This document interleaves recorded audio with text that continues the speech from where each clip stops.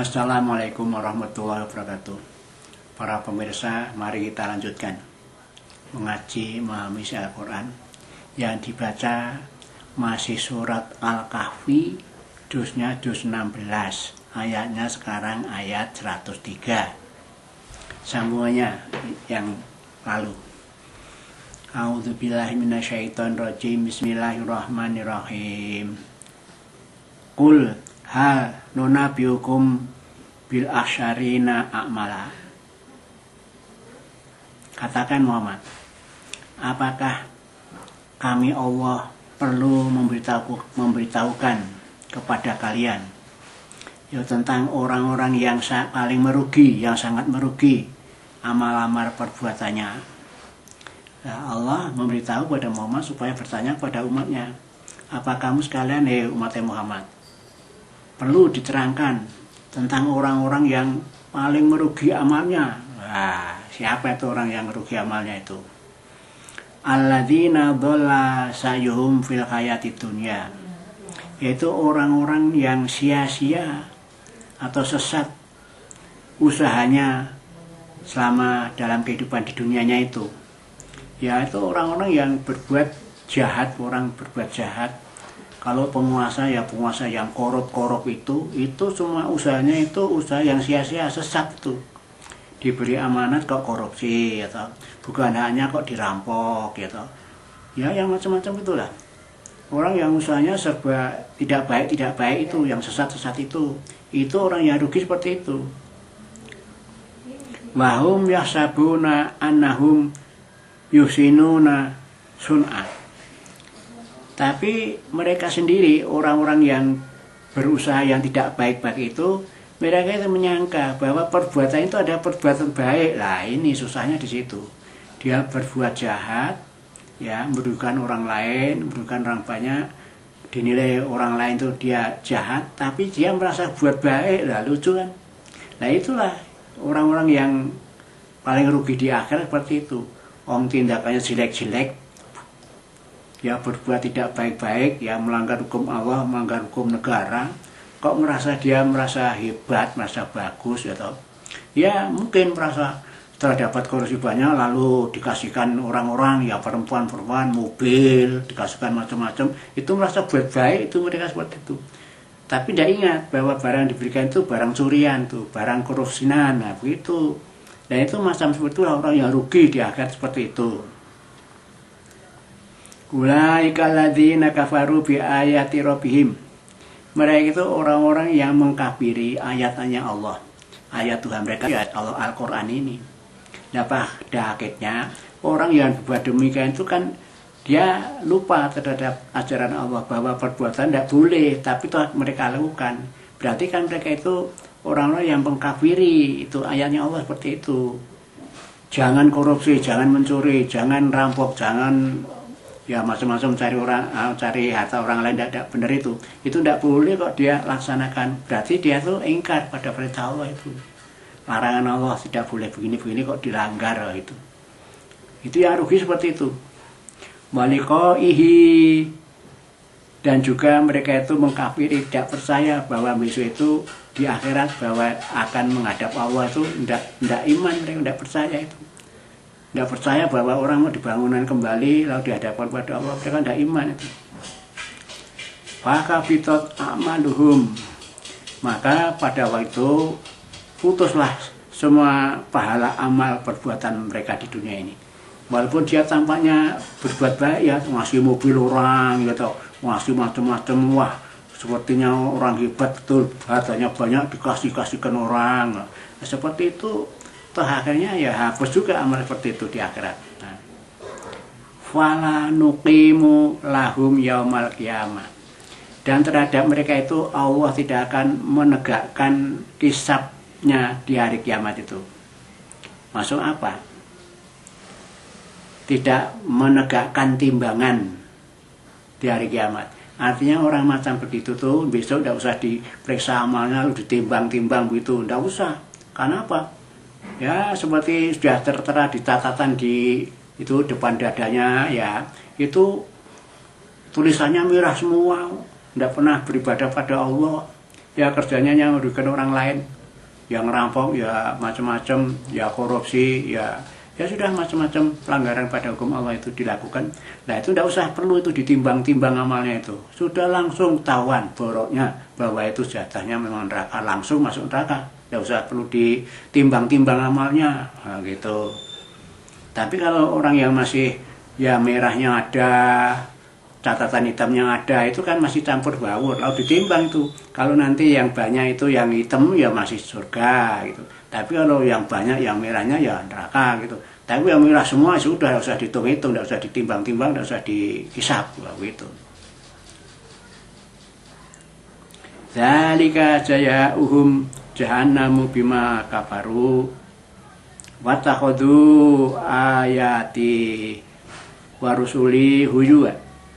Nah, demikianlah itu balasan orang-orang yang rugi di dunia karena amalnya ya jahat-jahat tadi itu.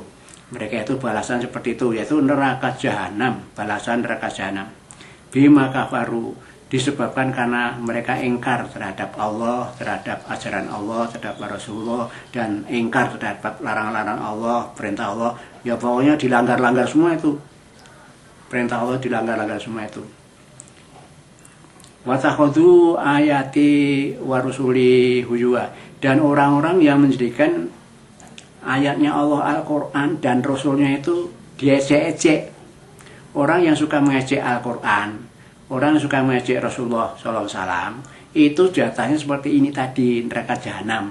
Nah, kenapa sih orang-orang, ada kan orang yang bakar Al-Quran, ada Quran dijak-injak, nah, orang macam-macam itu.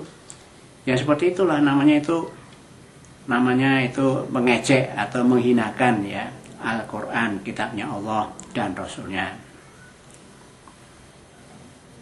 Ya mengejek Rasul itu namanya ya Rasul umpamanya dilukis-lukis, wah, lalu disebarluaskan ke masyarakat banyak. Itu loh Muhammad seperti ini, ya. Itu melecehkan itu seperti itu.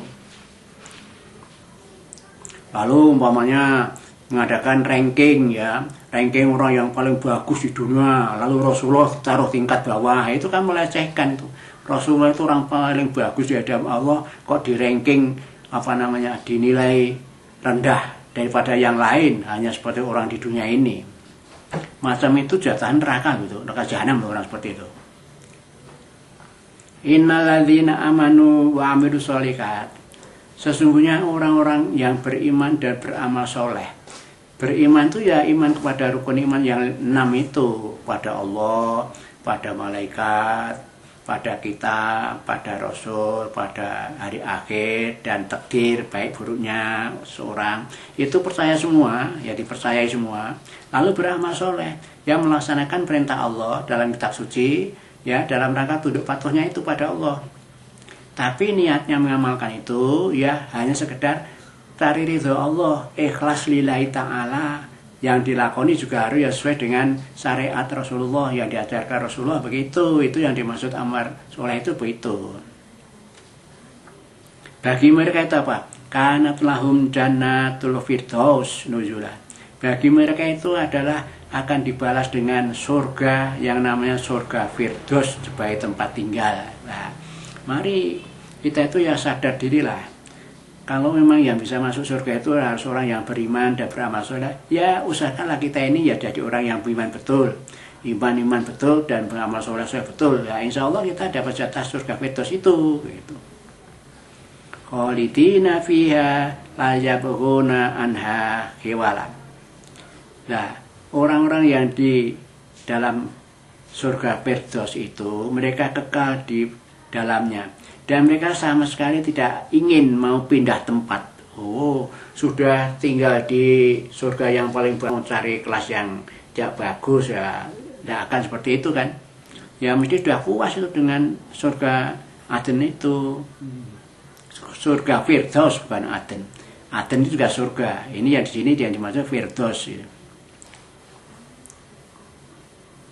Allah memberitahukan kekuasaannya ini. Kulau kanal bahru midada li kalimati Robi lana fidal bahru qabla antang fada kalimatu robbi walau jina bimithlihi madada. Allah memberitahukan pada Muhammad, katakanlah Muhammad, jikalau atau seandainya laut itu sebagai tinta, ya tak, untuk menulis kalimatnya Allah, kalimat Tuhanku, dari Muhammad disuruh ngomong itu. Seandainya air laut itu sebagai tinta untuk menulis kalimatku, kalimat Tuhanku, maka sungguh laut itu akan kering sebelum kalimat Allah itu selesai ditulis. Walau jina bimithlihi madada, walaupun Allah mendatangkan lagi ya tinta satu laut lagi untuk menulis kalimat Allah, tidak akan selesai. Nah, itu kan bayangkan saja toh. Kalau kita beli tinta itu tinta Parker ya, satu botol seperti itu untuk menulis pelajaran itu bisa berapa halaman, berapa masalah yang ditulis. Itu baru satu botol masih tinta Parker. Nah kalau ini tinta 2 kali laut yang sedunia ini untuk menulis kalimat itu, tidak akan selesai, tidak akan muat itu, tidak akan selesai, tidak bisa selesai dengan tinta yang 2 laut itu. Ya bayangkan toh, isi Al-Quran itu sebesar ini, sebanyak ini, 30 juz. Baru menerangkan Allah, itu aja coba. Kalau ditulis Allah itu yang bagaimana, Allah itu Allah itu keterangannya sifatnya apa saja, umpamanya kekuasaannya apa saja, dia pencipta langit dan bumi, pencipta manusia, pemberi rezeki. Wah, sudah hanya merembuk Allah saja, sudah itu, tidak habis-habisnya kan. Padahal yang macam-macam isinya itu, ada Muhammad sendiri, ada hari kiamat, ada hari pembalasan, gitu. Ada orang mahsyar.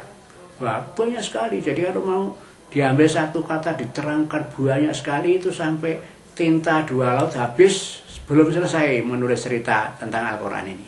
Ini Allah memberitahukan ini kekuasaan seperti itu. Al-Quran seperti ini loh. Kalau ditulis itu dengan tinta 2 laut itu tidak bisa cukup itu.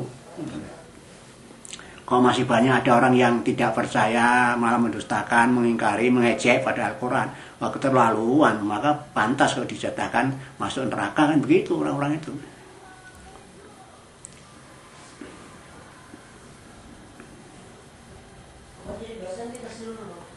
Kul innama ana basarum mislukum yuha ilayya anama ilahukum ilahu wahid faman kana yarju liqa'a rabbih falya'mal amala sholiha wala yusyrik bi ibadatihi wala yusyrik bi ibadati rabbih ahada.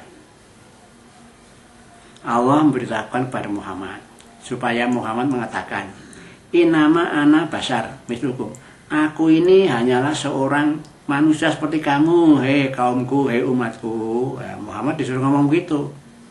Yuha ilayya, hanya saja aku itu diberi wahyu oleh Allah. Allah memberi wahyu kepadaku, yaitu berupa Al-Quran ini, lalu Jibril, anu itu. Anama ilahukum ilahu wahid, dan Allah menjelaskan bahwa sesungguhnya Tuhanmu, hei Muhammad, katakan pada umatmu itu loh, bahwa Tuhanmu itu yaitu Allah yang satu, sembahan yang satu ya Allah itu. Nah, ilahun wahid, Allah yang satu itu, tidak ada itu di sisi Allah ada Tuhan yang lain. Jadi kalau ada yang mengatakan Isa, malaikat, lalu Uzair itu sebagai Tuhan dijejerkan dengan Allah lalu juga disembah gitu, nah itu nggak benar, itu orang seperti itu orang musyrik, itu menyekutukan aku dengan itu, ya sekutu yang lain itu tidak benar itu. Faman kana yarju liqa arabihi, dan juga barang siapa yang mengharap akan ketemu dengan Tuhannya Allah. Kalau memang kamu itu menganggap Tuhan itu hanya satu, ya Allah itu, lalu kamu menganggap akan ketemu Allah besok di akhirat itu, gitu. Falya'mal amalan sholihah, oleh karena itu beramallah kamu, berbuat amal soleh, berbuat perbuatan yang baik-baik. Ya. Yang baik-baik tadi dalam rangka mengamalkan isi Al-Quran hanya lillahi ta'ala, karena dari ridhonya Allah, dan sesuai dengan syariat Rasulullah. Gitu loh yang dimaksud. Kamu berbuat seperti itu. Tambah lagi, wala yusrik bi ibadati rabbihi ahada. Jangan kamu mensekutukan dengan suatu dalam beribadah itu selain Allah. Kamu beribadah kok selain pada Allah, tidak boleh. Kamu jangan mensekutukan Allah dengan suatu. Nah, tadi katanya ada Isa, ya toh, itu katanya Tuhan, lalu disembah-sembah. Lalu ada Uzair, disembah-sembah. Itu namanya kamu mensekutukan Allah. Kamu jangan, kalau seperti itu berarti kamu berbuat syirik. Nah, itu kan pesannya Allah seperti itu. Nah, dengan demikian surat Al-Kahfi selesai, lalu akan disambung. Tetap juznya juz 16, suratnya ganti surat Maryam. Nah, sekarang dimulai dengan awal daripada surat Maryam. A'udzubillahi minasyaitonirrajim. Bismillahirrahmanirrahim. Kaha ya aso. Zikru rahmati rabbika abdahu Zakaria. Allah memberitahukan itu. Jadi kalau itu kata-kata yang disambung di depan itu yang tahu artinya Allah itu kalimat ayat-ayat mutasyabih yang tahu artinya Allah gitu ya. Zikru rahmati rabbika abdahu Zakaria. Inilah adalah penjelasan-penjelasan tentang rahmat Tuhanmu, yaitu rahmat Allah, ya, namanya Allah kepada hambanya yang namanya Zakaria. Jadi Allah akan menceritakan rahmatnya yang diberikan kepada hambanya yang namanya Zakaria. Zakaria itu nabi juga itu. Itnada rabbahu nidaan khafifa. Ingatlah Muhammad, ketika dia Zakaria itu berdoa kepada Allah Tuhannya dengan suara yang lirih, suara yang lemah lembut. Jadi ngandung pengertian. Berdoa kepada Allah itu tidak usah keras-keras. Ya Allah, mau sambil keras-keras tidak usah. Disuruh pelan-pelan. Ya Allah, berilah aku rahmat dari sisimu. Nah, begitu. Cara berdoa pelan-pelan, lirih, ya, lirih secara lirih, tidak usah keras-keras gitu. Perintah seperti itu. Apa isi doanya Zakaria itu? Qala, Zakaria melanjutkan doanya. Robbi ini wahanal azmu. Ya Allah, ya Tuhanku, ya Allah penciptaku. Ini wahanal azmu, aku ini sesungguhnya sudah lemah tulang-tulangku. Wahanal admu mini, sudah lemah semua tulang-tulangku. Wasta'alar roksu syaiba, dan kepalaku ini sudah penuh ya di rambutnya itu yaitu uban. Jadi sudah tua renta, kepalanya sudah ubanan semua, putih semua gitu keadaan Zakaria itu. Walam akum bidu'a ika robbi syaqiya. Dan aku belum pernah kecewa dalam berdoaku kepadamu ya Allah. Aku tidak pernah kecewa. Karena apa? Setelah aku berdoa mesti kau kabulkan. Tentu kau kabulkan. Aku tidak pernah kecewa ya Allah. Begitu loh. Itu ucapan Zakaria kepada Allah. Wa ini khiftul mawaliya min waroi. Aku ini sesungguhnya mengkhawatirkan keluargaku karena dia tidak punya anak. Yang dimaksud keluarga itu termasuk anak pamannya, ya saudara sepupunya, ya. Mengkhawatirkan kalau aku mati nanti gimana dia nanti bisa meneruskan ajaranku atau tidak, maksudnya begitu. Padahal kalau aku sudah mati lalu keluarga bagaimana, aku khawatir itu. Jangan-jangan tidak bisa mengikuti jejakku gitu. Wa kanat imraati akiro. Padahal istriku itu adalah seorang wanita yang tidak bisa punya anak itu, mandul. Istriku seorang mandul. Fahapli miladun kawaliya.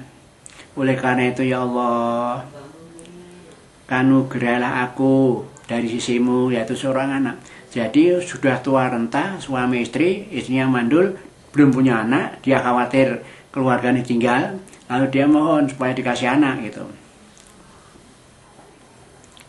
Yarithuni wa yarithu min ali Yakub. Supaya nanti kalau aku punya itu, anak itu, supaya mewarisi aku dan mewarisi keluarga Yakub, Nabi Yakub gitu. Was'alhu Rabbi Radiyya. Dan kalau aku dikasih anugerah putra, jadilah ia itu, ya Tuhanku, seorang hamba yang diridhoi oleh Engkau. Jadi anak yang kamu berikan padaku ya Allah, hendaklah kamu ridhoi gitu. Allah menjawab, ya Zakaria, hei Zakaria, inna nubassiruka bigulamin ismuhu Yahya.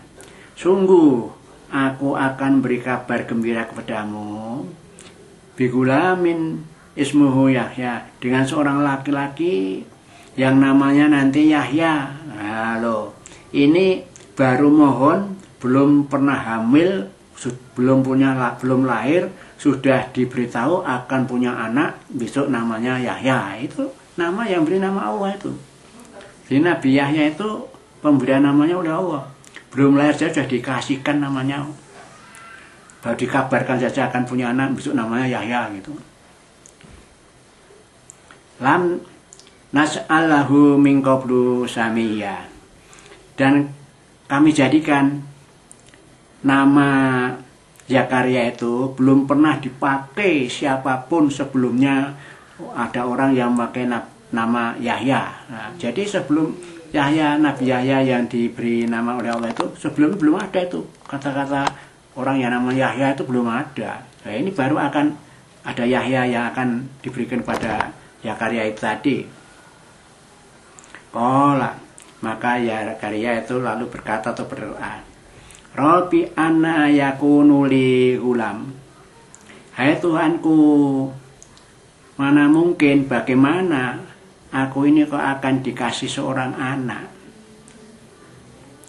Maka nanti merati, padahal istriku itu akiro, adalah mandul. Wakot balaktu minal kibari itiyya.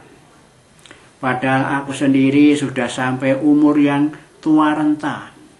Aku sudah tua renta, yang saat ini saya sudah umur 120 tahun. Sudah umur 120 tahun, belum punya anak, mohon pada Allah, lalu dijawab mau dikasih anak. Bayangkan, kalau zaman orang sekarang tidak mungkin itu umur 120 tahun kok punya anak. Paling banter orang itu kalau sudah umur 50 atau sulit punya anak itu. Ya, itu keadaan Rasul begitu, itu kehendak Allah, ya 120 tahun akan punya anak. Nah gitu. Kadzalika, maka Allah berfirman, demikianlah hei Zakaria, seorang anak yang akan lahir dari kamu itu, Yahya itu, nanti kami menjadikan seperti itu. Kamu tak beri anak, nanti tak beri Zakaria, caranya seperti itu. Walaupun kamu sudah tua, istrimu mandul, tetap kamu akan punya anak. Itu caranya saya begitu itu. Demikian itu kekuasaanku, apa itu. Qala rabbuka, maka Tuhan Allah, Tuhanmu Zakaria berfirman, huwa alayya hayyinun. Hal itu bagi kami ada soal mudah. Allah memberitahukan itu, bahwa soal memberi anak dari seorang kakek tuwek, ya seumur 120 dan istrinya mandul, itu bagi Allah mudah saja ngasih itu. Jangankan itu, ada bapak, ada ibunya. Wong Maryam saja yang tidak punya suami, itu punya anak, ya namanya Isa. Nah, kan begitu. Lalu dijadikan Tuhan oleh orang-orang. Wa qad khalaqtuka min qablu. Dan sungguh, aku telah menciptakan kamu ya Zakaria sebelum kamu tercipta. Jadi, aku kan telah menciptakan kamu sebelum kamu tercipta. Kamu dulu kan tidak ada, ya toh. Lalu sekarang ada lah. Kamu dulu tidak ada, sekarang ada lah. Kamu ada tak ciptakan, kayak itu loh. Padahal kamu tuh sebelumnya walam taku syai'a, kamu belum ada sama sekali itu. Gitu? Sebelum kamu ada kan kamu tidak ada sama sekali. Tapi lalu kalau ciptakan kamu ada kan begitu. Olah, Robis Ali ayah. Lalu Zakaria memohon pada Allah, ya Tuhanku, berilah aku tanda-tanda kehamilan istriku. Apa buktinya kalau istriku akan hamil dan aku akan punya anak? Nah itu minta pada Allah begitu itu, minta dikasih tanda. Qala ayatuka ala tukalliman nasa salasa layalin sawiyah. Tandanya ya Zakaria, kalau kamu akan tak kasih anak, istrimu akan hamil, yaitu kamu nanti tidak akan bicara kepada manusia selama 3 hari. Jadi kamu tidak bicara itu bukan karena kamu sakit lalu tidak bisa bicara, tidak begitu. Memang keadaan wajar-wajar, sehat-sehat, tapi kamu tidak bicara itu, tidak akan bisa bicara kepada orang selama 3 hari. Nah, kalau nanti sudah seperti itu, kamu kok tidak bisa bicara selama 3 hari kepada manusia, itu tandanya kalau istrimu hamil, gitu.